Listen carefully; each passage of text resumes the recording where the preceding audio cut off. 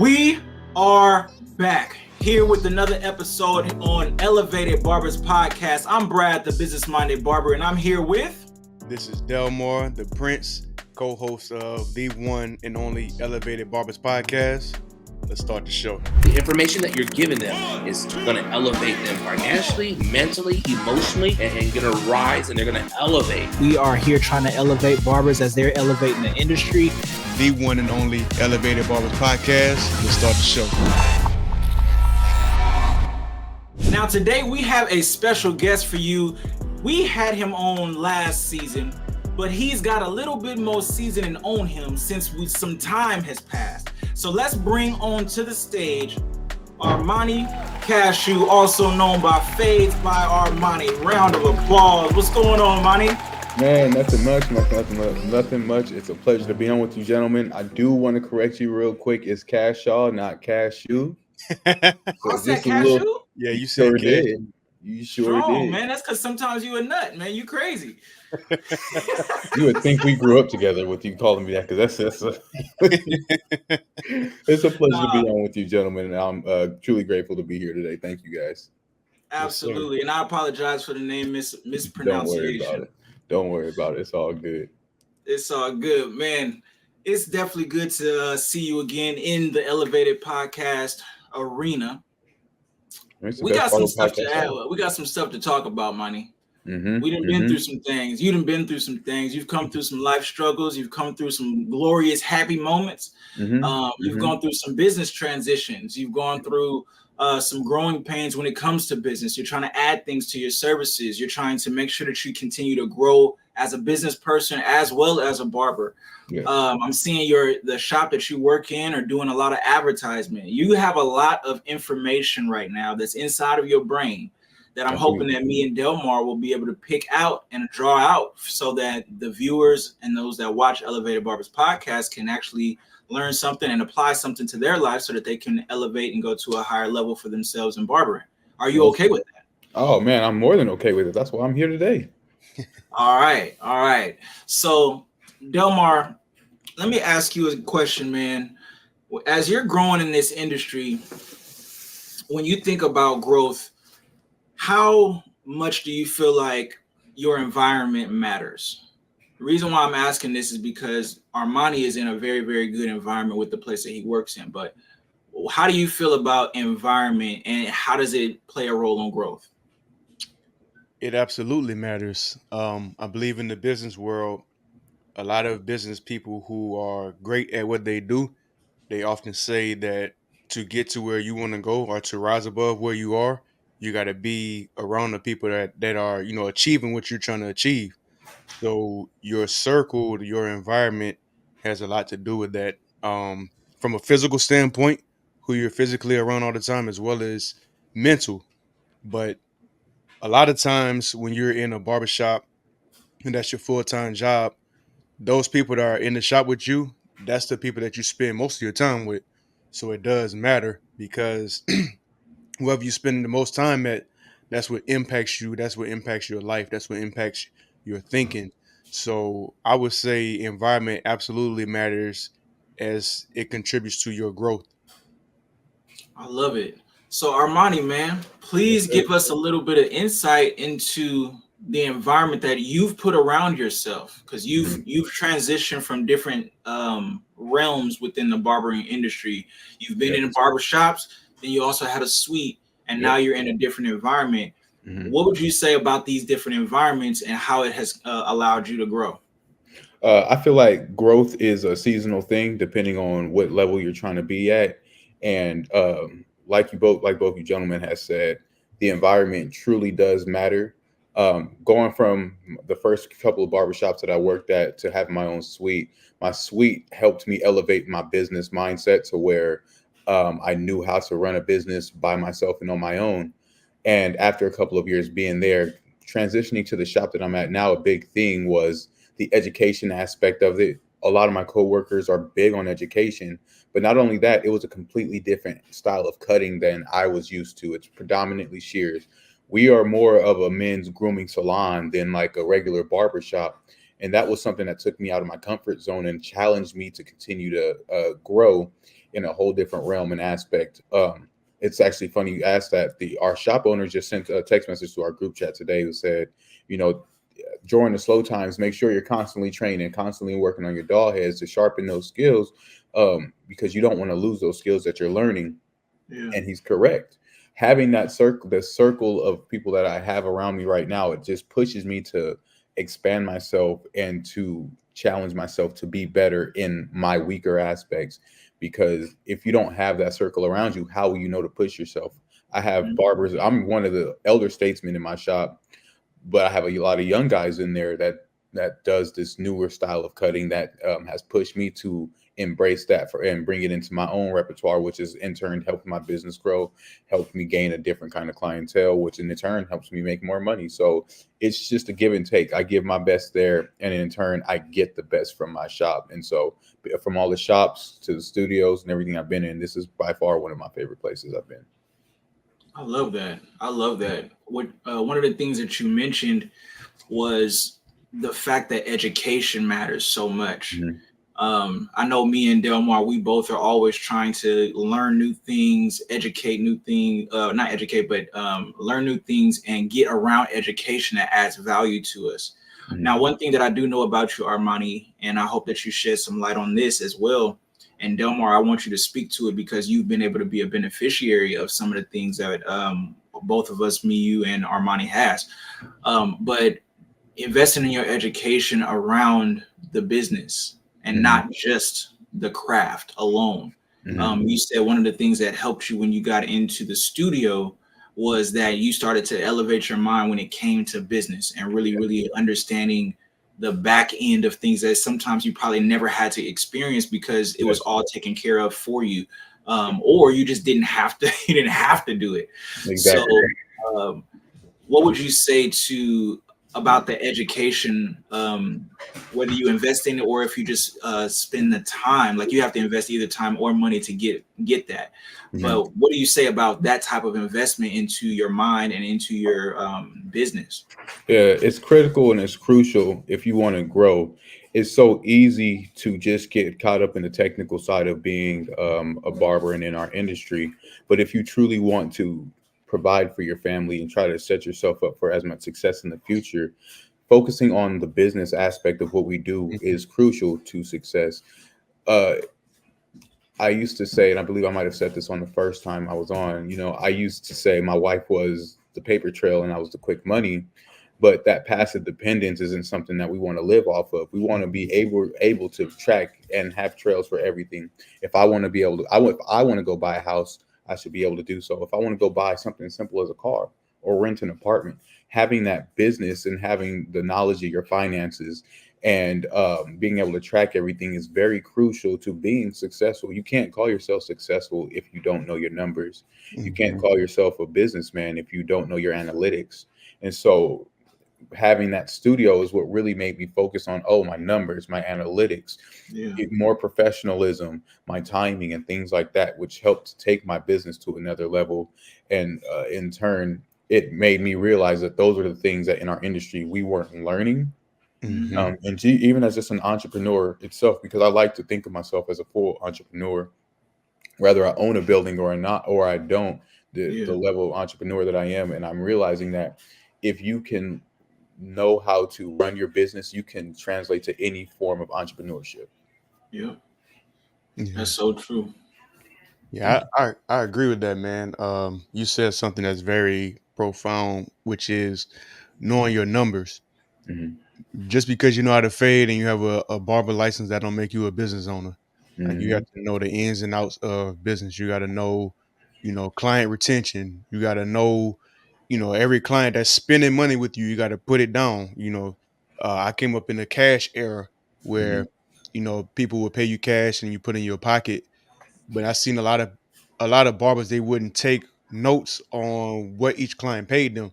Mm-hmm. So they counting their cash and you giving out cash, right? So if you got $400 cash in your pocket, but you didn't gave out 100, but you didn't account for that, you think you got 400, but you really only got 300. So that's why it's important to track your numbers to see exactly where you're at. And then you mentioned too, just the ability to be able to buy a house A lot of barbers don't know. I learned this from my mistake trying to buy a house. I learned that you have to have your last 2 years income. So I'm thinking it's just, year to year, but you need your last 2 years income and then average that to see, if you can afford a house or not. But just those things, like you can't, cash ain't gonna get you nowhere. It look good. It's fun to have, but it's not going to get you nowhere in terms of trying to build a life for you, trying to build a life for your family. You have to have a paper trail, as you said, in order to be able to get a house, rent a car, apartment, whatever. You got to be able to check your expenses, man. And then it's just good to know what you got coming in and what you got going out too, as far as, we get money, but we also spend money on supplies, clippers, booth rent, etc. So yeah, don't think you made $200K. Yeah, you ain't account for your expenses. You got about $50,000-$60,000 in expenses. Check your numbers, people. Exactly. And like you said, not to even cut you off, Brad, before you said something, but that was one of my big first things. Was the first time my wife and I started looking at any kind of properties, I might as well have not even been there.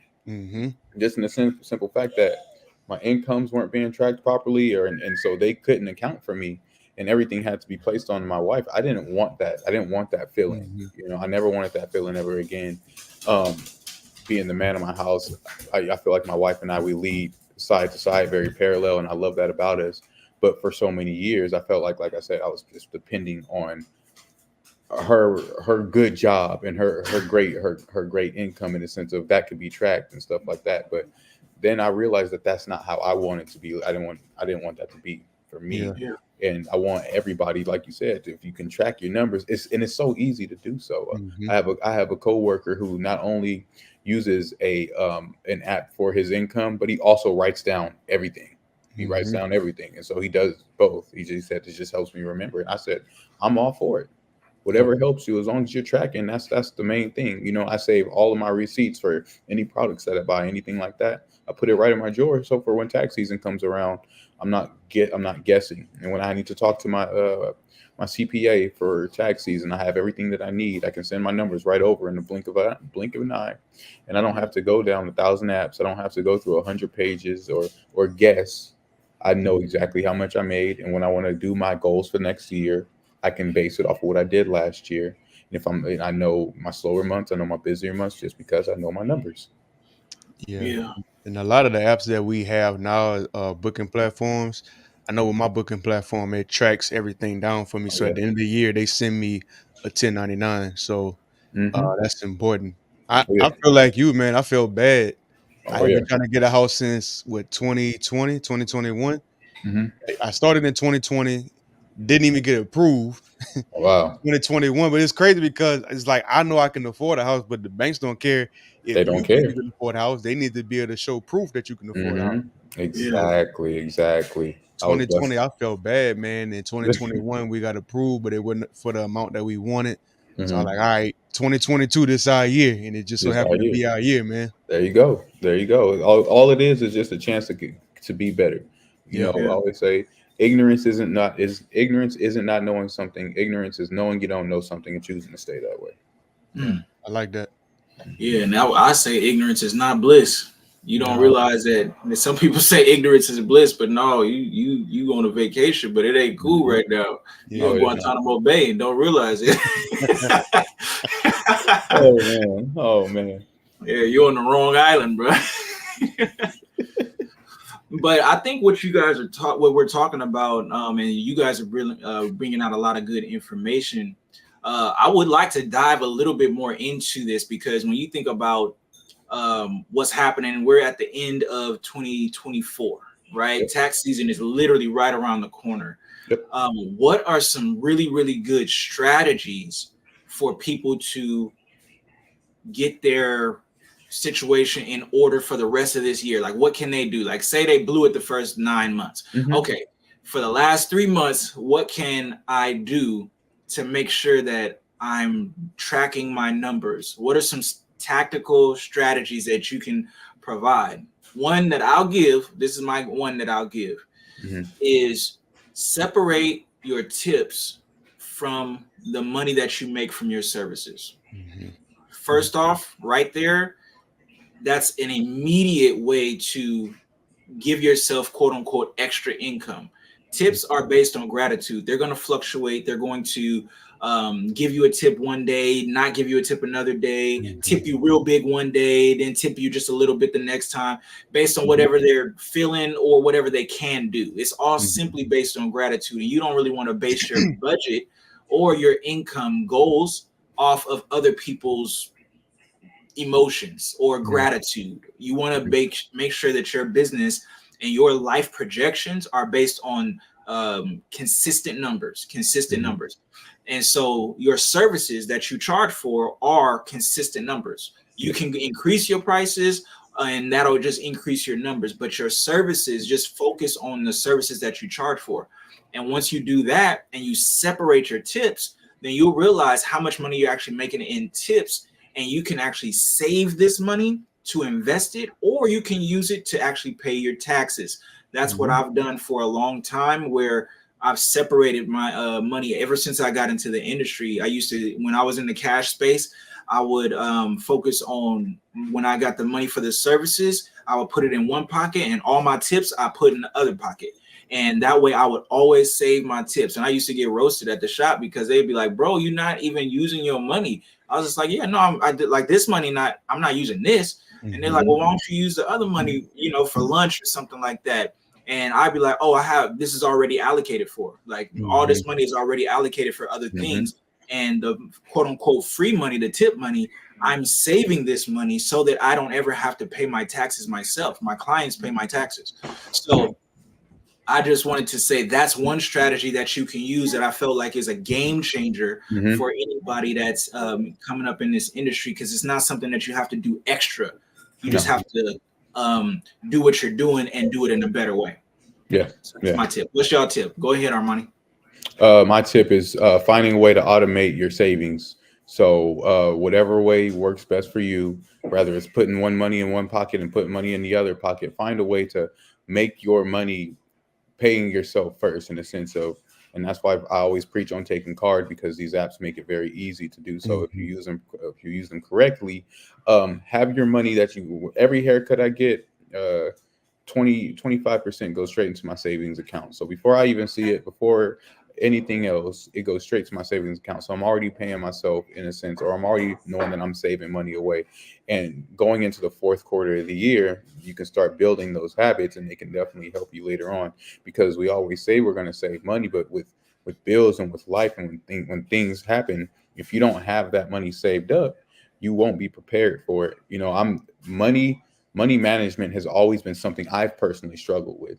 And so knowing that there are tools that can help me put money away instantly before I know it, before I see it, that's how I know that I'm on the right track. And then when I want to put extra money into my savings accounts, I can do that. But at least I know that at the end of the week, I've been saving up money for those 5 days already. There's money from the week that I have saved up. So if I have things coming up, if I have things that I need, bills, whatever that I need to go into my savings for, I know that there's money in there, because from every single haircut, I put a little bit of money away. Beautiful. Thank you. I would say if you're not tracking your expenses, start to do so now. That way, when you file your taxes, you have a number of the amount of money that you spent on your business. And this can be, your booth rental, cell phone, if you're using it for business. I just learned recently your office space at home. If you're using it for your business, you can write that off as well.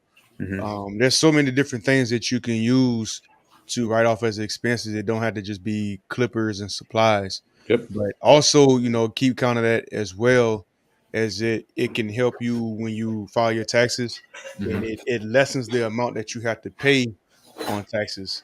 It sure does. It gets tricky, because if you make X amount of dollars, say if you make $100K, you don't want to be spending $40K a year on expenses. Now you're really only making $60K. Exactly. So, and Brad and Armani, I'm still trying to learn different ways to not have to pay back as much in taxes. There's so many different tricks and tips that the rich people know how to avoid paying a lot of taxes. man, I want to, educate myself on that as well, because you don't have to be rich to know these things. Right. Just got to put in the time and gain the knowledge and learn about taxes.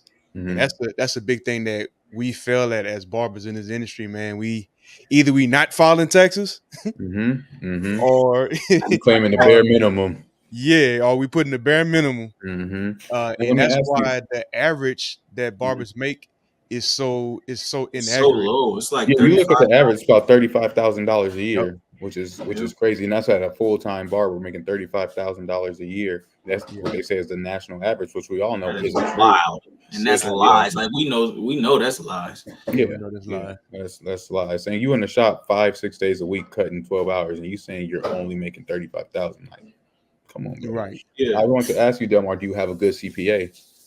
Do I have a good CPA? Yes. Yes, okay, I do. Cool. You on the right track, brother? Gotta have a good CPA. I have to have a good Absolutely. CPA. One of the things that I like when we're talking about, because sometimes people ain't gonna want to listen to this type of conversation, because it's gonna hit them in the chest when it comes to things that they are or not doing.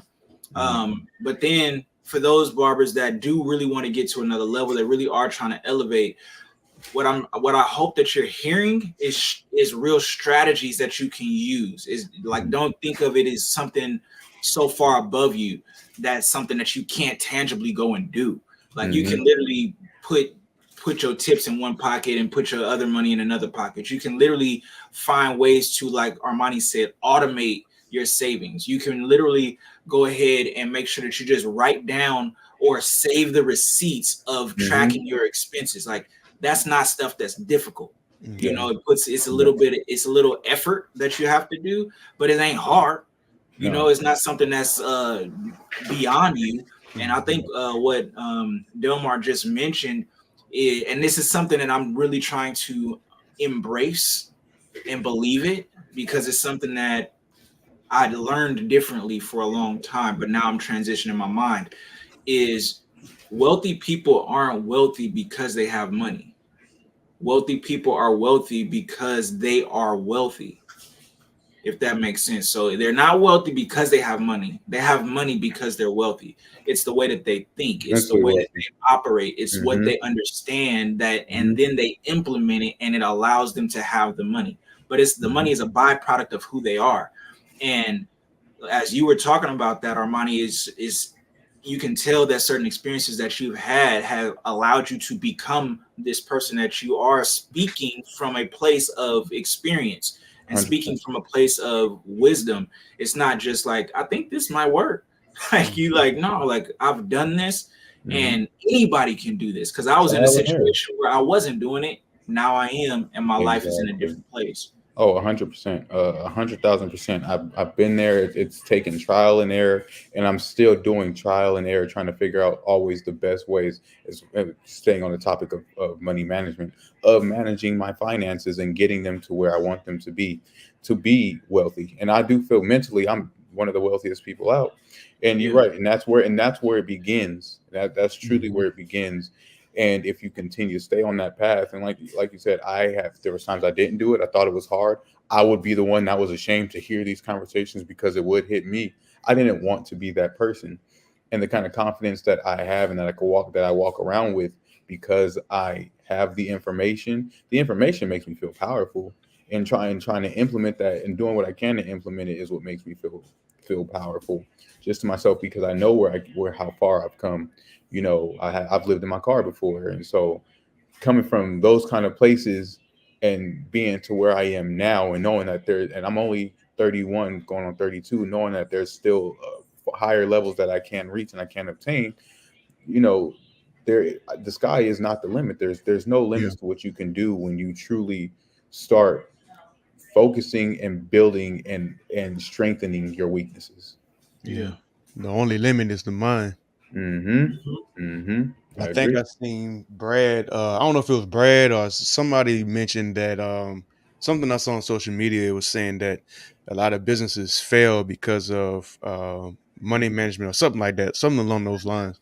And that's true. Like, you know, like I said, being able to fade, it gives you some success. But I know a lot of people who don't fade that well, but they they learned money management and they've been successful for so long. You really have to learn how to manage your finances on the personal side as well as your business side, because whatever you do personally is going to reflect the business. I agree. And what's so cool about it, like really once you start to get this game, it opens up so many more opportunities. Like you can start to use leverage. Like so many people are afraid of reporting what they're making. And they want to appear lesser than so that they don't feel like they're going to get hit, right? They don't want to get hit by taxes, or they trying to write off so much. But like you said, Delmar, you can't afford nothing in nobody else's mind. But once you really get into like it's funny because in certain ways it's a game, and in another perspective it's a war. And you have to understand that before it can be a war means life and death. War means it matters, right? Like it's life and death. It matters. A game is a competitive sport that it doesn't really matter if you win or lose, but you would love to win. But that's how you get into business first. Like it has to become fun. It has to become a sport to you. It has to become something that you really want to do. And if it's fun for you, but for you to get to the highest heights of whatever you're trying to become, it has to become war. It has to become life or death for you. Like it matters so much that if you don't get it, it's not okay. And you can't afford not to be successful in whatever it is that you're trying to do. That's the mindset. Now, if you don't reach the highest heights that you have in your mind, you can't like feel dead. That's not my point. That's not what I'm saying. It's your mental approach to what you're doing so that you can be serious. Some people are going to stay in the game mindset and only learn how to have fun, but they'll never work big and start to do the things that are actually going to allow them to live the life that they really want. They're not going to be able to get there because they still playing. So you want to just take some of the stuff that we're saying today and really see how you can use it. See how you can use it. You gotta want to be as successful as you want to breathe. If I'm saying that correctly, I think I heard that before. Like you want to breathe, you want to continue to live. That's how bad you gotta want success too. Not just for you. Like if you have a family, you gotta want to be successful for your family. I admire what Armani said. He was like, "Yeah, we can afford the house with my wife's income, but I don't want it to be just on her. Like it's a team effort. It's us. It's me being the man of my household. It's not on some pride stuff. It's just it's a team. We are a team. Who wants to put everything on somebody's shoulders when you're supposed to be a partnership? Because that's not a partnership anymore. When it comes to marriage, it's always going to be a give or take. Somebody always might be putting more on the scale than the other, and that's what marriage is. But being that person that just sits there and lets them do everything is you don't want to be that person. Male or female, whatever it is, whatever your partnership looks like, you want to be able to walk together side by side because that's how you can truly become successful. And Bradford actually, a really, really amazing example of that was yesterday when we were talking to Mr. and Mrs. Barber Plug. I was truly inspired. I didn't even know much about the inside of their business. I don't even know if I follow them on Instagram, to be 100 with you, but I will. But I was just truly inspired by how they coexisted together in this business and something that he came up with, and how she knew, like she said, we are a team and I'm going to play my role and I'm happy to do so just as well as he does. And the truest partnerships, the most successful partnerships work that way, and they work in tandem to make sure that each individual goals striving successful and that the goals of the group are successful. And that is something that I just really would hope that every partnership really strives for. And for me, it's about carrying whatever weight you bring into it, and we're going to carry it, and then we're going to put it all together, and we're going to carry it together. And that's just what it comes down to. Man, look, I want to piggyback off that because I be seeing, a new generation be posting stuff, man. I just be laughing at it like, man, that's crazy. But, this is thing in society where it's like, oh, it shouldn't be 50-50. The man should do this, the man should do that. Man, look, let me tell you something. It's 50-50. When you say I do, it's 50-50. But don't look at it as if I make 100K, my wife got to make 100K. What is your 50% that you contribute to the relationship? Exactly. That's how you're supposed to look at it. It's not, I'm doing this, you should do that. No, because she's gonna be strong in some areas that you may be weak, and vice versa. So what's my 50%? What's her 50%? I ain't mean to break up into a marriage thing, but I just had to throw that in there. No, but I agree. Yeah, no, I agree with you as well. And what's cool is I would actually add to what you just said, because I think your 50 and her 50 is really both of yours 100%. Like you guys are both giving 100% of what you can. And it doesn't, when people try to use that 50-50 stuff, it's always already limiting how much you can do. It's like you give 50%, I give 50%. That makes let's both give 100%, and whatever we can do is going to be the benefit. I like what Mrs. Barber Plug said. Her name is Jasmine, by the way. I remembered your name. If you're watching this episode, I remembered your name. I did good. We need to get y'all on the show. Yeah, what would be funny is her name is like Jessica or something, and I'm like way wrong, super strong about it. What did he say? Yes, he said Dwayne Wade. I was dying. Oh, bro. That was so funny. That was so funny. He was just like, my name is Dwayne Wade. And I was and I rolled with it, Delmar. And I was just like, yes. He used to play for the Heat. He was number 3, but now he paints his nails. Oh man. Oh man, we all cracked up, man. I almost dropped the camera. But no, one of the things that she said was that when she can give her 100%, because she has a marketing background. So because she has a marketing background, she can understand what she's supposed to do for the team. You know what I mean? Like, so that they can both be successful. He's very creative. And she is able to balance out his creativity with strategy. And he's able to excite her strategy by his creativity and what he's thinking about. So he can come up with all kind of ideas, but when they come together, this is what we have results of, is the barber plug, and how beneficial it is for those that are consumers of what they do. Because we were also talking about the ability to serve a community you're actually not a part of. Nice dog bark, whoever that was. That was my dog. Oh, sorry about that. No, that was great. But our ability to serve, right? Our ability to serve, it comes down to us knowing our parts. And so if you're serving a group as a team, then you got to know your role, right? What is your role? You can't do everything. Everybody can't do everything, because then everybody's not doing the best everybody's not doing their best at whatever it is that they're supposed to do, because they're getting split, right? So I like what you guys are saying. When you think about the barber that's behind the chair, that's listening to this episode, how do you feel they can do what we're talking about? Collaborate as a team, and they ain't got no barbershop under them. You know what I mean? They don't got the barbers working for them. They're an individual, and in their mind, they're like, but how does this apply to me? What would you all say to that person? I'd say, and because I've been that person, and I've had to tell myself this, is humble yourself. You have to humble yourself. The thing about the barber industry, there's a lot of I's, not enough we's. And even when we work at a shop, even I had to deal with this when I came from my studio working into a barbershop setting again with coworkers, younger coworkers and everything. I was I've been here, I've done this, I'm who I am. What do I need to learn from this person or that person? This person is younger than me. What can he teach me?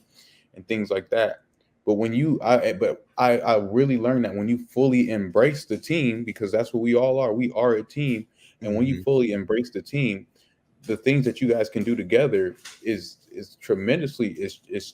And I like to say this: a good barbershop is like a good potluck. We all gonna bring our own dishes to the shop, and then we're gonna bring our plates. And if we just pick a little bit from all the dishes and put them on our plate, we're gonna have a real good meal. Yeah. And that's really what it comes down to. But if we got a whole potluck, but I'm only gonna come in and I'm gonna only eat my tacos that I brought, I'm messing myself up. You know what I'm saying? I'm doing bad by me. I'm only hurting myself. Yeah. Healthy competition can be very good. It can help us push ourselves. But when you embrace the full team aspect, and this is something I really haven't learned until I was at the shop that I am at now, because we really have bought in on the team aspect of our shop. We might butt heads here and there, disagreements, because that's what happens when you have a family. But when you really embrace the team aspect of being in the shop with a bunch of coworkers, even if you are just renting your chair and you do feel like you are that individual, you can grow so much more. You can go so much farther. The biggest and most successful people never did it alone. No one ever does it alone. No matter how much you try to say. I always felt like a lone wolf, but it wasn't until I really was a lone wolf in a pack, because you can be both. Mm.